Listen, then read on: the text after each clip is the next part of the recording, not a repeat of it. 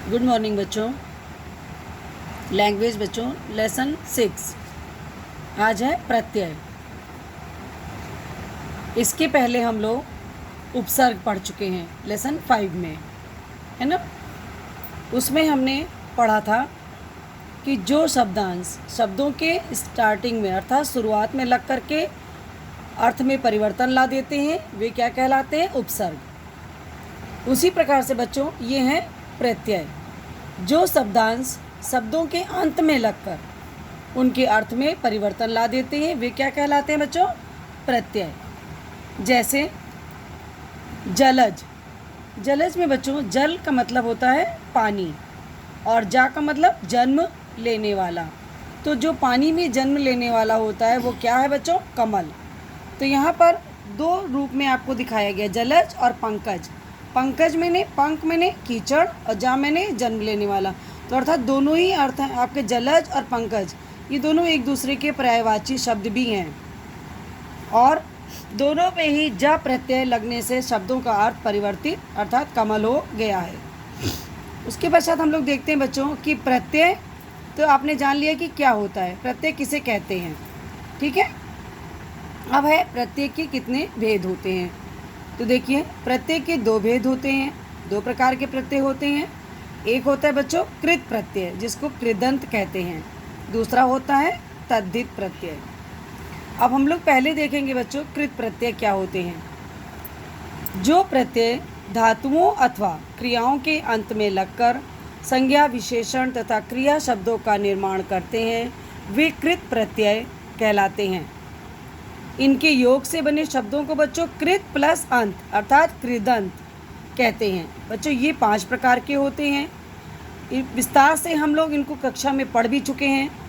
उसके पश्चात भी आपको बता दे रही हूँ कि ये 5 प्रकार के होते हैं। उन पाँचों को के नाम इस प्रकार हैं। पहला है कृतवाचक कृदंत, दूसरा है बच्चों कर्मवाचक कृदंत, तीसरा है करणवाचक कृदंत, चौथा है भाववाचक कृदंत, पांचवा था क्रियार्थक अर्थात कृत प्रत्यय।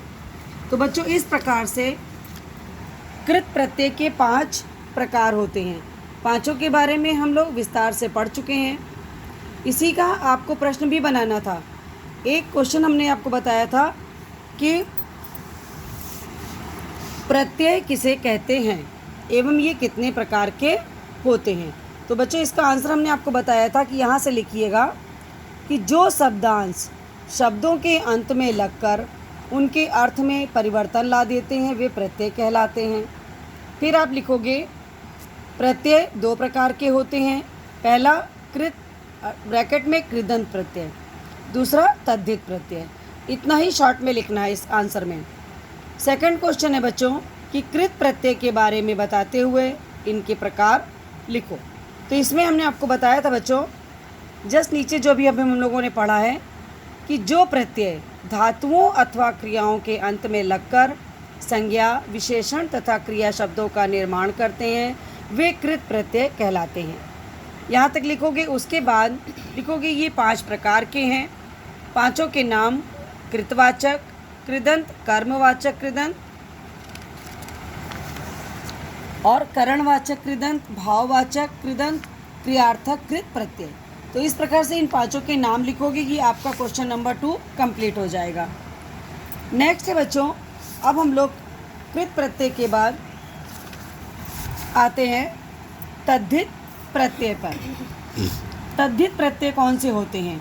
तो जो प्रत्यय बच्चों संज्ञा सर्वनाम विशेषण अथवा अव्यय के अंत में लगकर नए शब्दों का निर्माण करते हैं वे तद्धित प्रत्यय कहलाते हैं।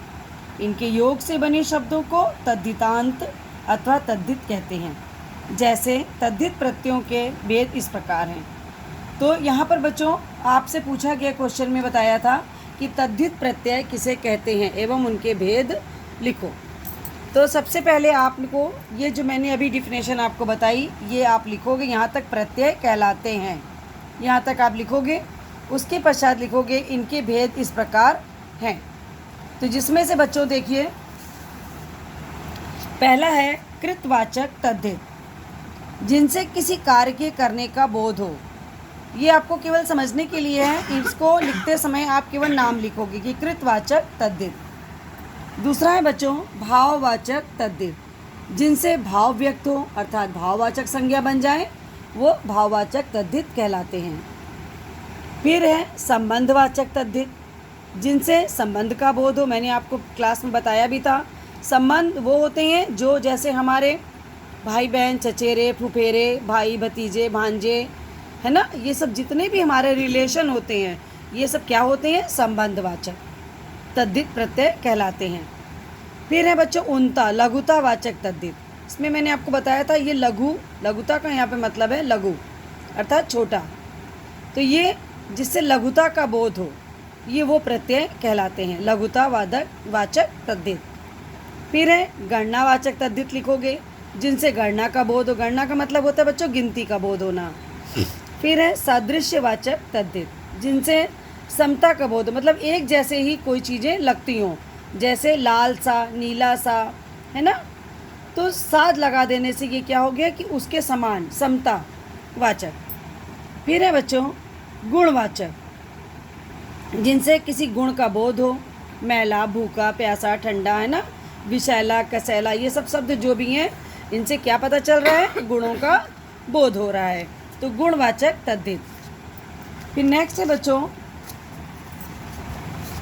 स्थानवाचक तद्धित, जिनसे स्थान का बोध हो, जैसे शब्द से ही पता चल रहा है बच्चों, देखिए पंजाबी, बंगाली, गुजराती, तो इनसे पता लग रहा है ना ये किस स्थान के हैं।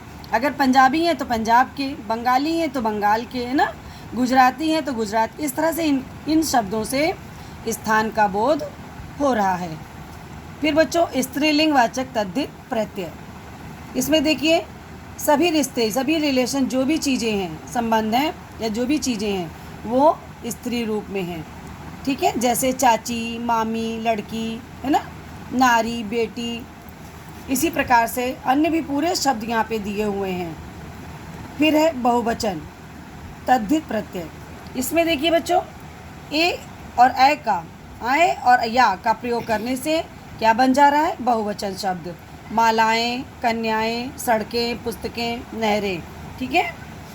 और कुछ बच्चों ऐसे होते हैं उपसर्ग और प्रत्यय दोनों लगते हैं, जैसे बच्चों शब्द है जैसे नीचे दिए हुए हैं, ये आपने पढ़े हैं, प्रदर्शित, अनुमानित, गैर हाजिरी, बेकारी, अपमानित, अनुकरणीय, इसी प्रकार से इधर भी हैं।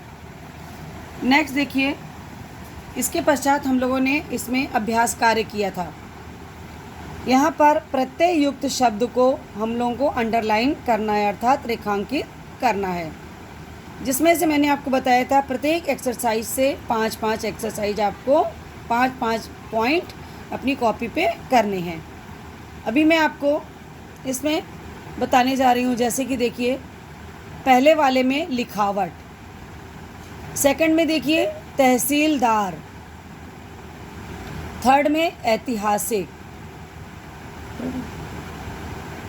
मेरा पड़ोसी कश्मीरी है, तो यहाँ पर कौन सा प्रत्यय है बच्चों, कश्मीरी।